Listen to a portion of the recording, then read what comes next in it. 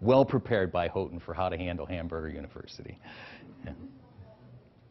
One of the things that Houghton taught when I was here, I don't, do they still talk about integration of academics and faith? Is that a part of, you know, alumni think, yeah, they don't do that stuff anymore.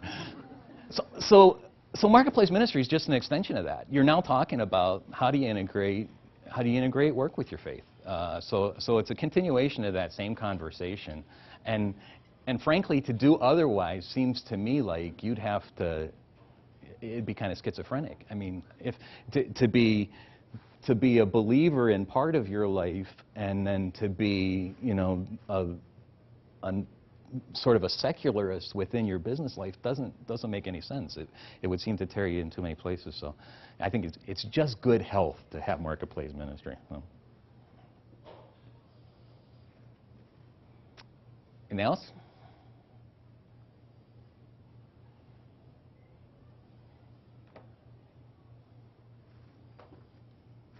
Okay. Question. Relative to your employees, what's the biggest problem you have with people that work for you? Finding them, keeping them, motivating them, training them? Good question. We don't have any trouble finding and keeping employees. That hasn't always been true.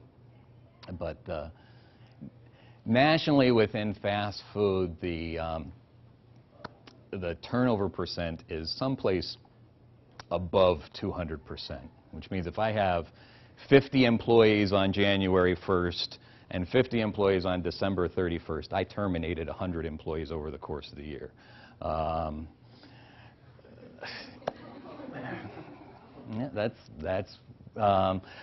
we're down around 40, something like, and like I said, some of that is I got a lot of kids that worked for me in high school, and then they go to college and they come back and they work for me in the summer times when they're home, which is when I need more people, and they count in that turnover percent. They count as somebody who was terminated even though they come back. So even the 40% is kind of skewed a little high. For us locally, that's not a big issue.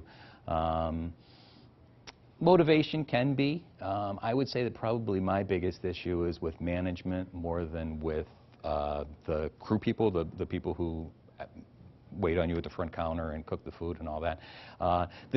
We do just about 100% hiring from within. Recently, I hired somebody from outside who had management experience someplace else. But almost all of my managers were people who started out working the line. And that transition is probably the toughest transition in the restaurant, except for maybe if they're going from being an assistant manager to being the overall manager of the restaurant. So helping them to make that transition with people who they were just working elbow to elbow with as peers to now take a supervisory role. We try to switch them in restaurants when that happens. That's not always where we have need, but the idea would be that we're taking them out of that situation where they were peers with somebody to supervise in the other restaurant. It just makes that easier. But usually people move up because they're very good at what they do. But as a manager, you don't have to be the very best at what you do anymore. I don't need my managers to be the very best French fry makers. I need them to be able to supervise the restaurant and to oversee the very best French fry makers now. But usually when stress comes, you move to whatever you're most comfortable with. So when I need them to manage the most, when things get the busiest, is when they tend to retreat and do what they're comfortable with, which isn't to manage but to be crew. So. But good question, yeah. Anything else? How long do you keep managers? How long do they stay in that job? My senior manager in one restaurant's been with either me or my father-in-law for 29 years. And the other one, went away for a couple years, but if you took everything combined, about 23, 24. Most of the people who are in that first level of management, a lot of times that's a college job.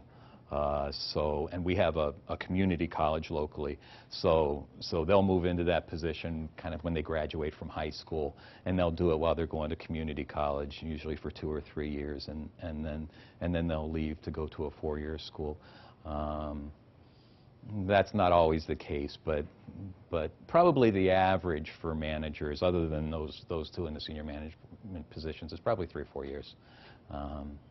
It's usually seen as a stepping stone. And some of that turnover is good turnover. I mean, if somebody is somebody who I've trained in management who is then leaving in order to take a position, let's say in a company in which their education's in, that's something that we celebrate. That's what we want to see them do. So. I have a more question. What's in the special sauce?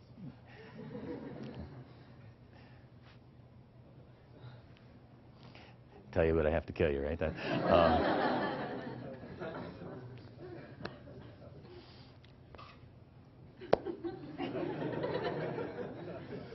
Seems like there's some kind of mayonnaise in there, and I think there's some onions. I really don't know. It's probably written on the side. Fun thing going on. This isn't about marketplace administrator stuff, but one of the things going on legislatively now. I mentioned TFAs, and I can tell you a little bit about TFAs if you want to know. But there is legislation in New York City to put information about our products on the menu board, to put calories, fat content, sodium content, calories from fat, and carbs. So that information would be readily available to every consumer who comes in. So when you came in and you looked at the menu board, it would say fruit and yogurt parfait, 11/16/930, and then $1. So it's going to have this whole stream of numbers on the menu strip. And so as you can imagine, we really don't want to do that, and we don't think that's a consumer-friendly thing to do. And you people are not the issue, because if you want to know how many calories in a fruit and yogurt parfait, you know how to get that information. The issue is with people who don't have that kind of savvy with the web in order to find out. So we've been fighting this, making sure that we've advertised how it's in the web and it's available in the restaurant, and we've put it on our packaging. So like there's on the sandwich cartons, there will be the information about your crispy chicken sandwich. There will be information about all those things on the packaging, in order to say, please don't make us confuse customers by putting all these menu numbers up. So that was recently defeated in New York City, but by a fairly narrow vote, and the guy who proposed it was just put on a rather influential committee. So I don't know if that's something that you're going to be seeing coming down the road or not, but an interesting thing. On TFAs, trans fat, that's an interesting sort of case study for franchisees, because trans fat's the bad fat that we don't want in stuff that's typically in food that is fried in oil, which is for us is fish, chicken, and potatoes.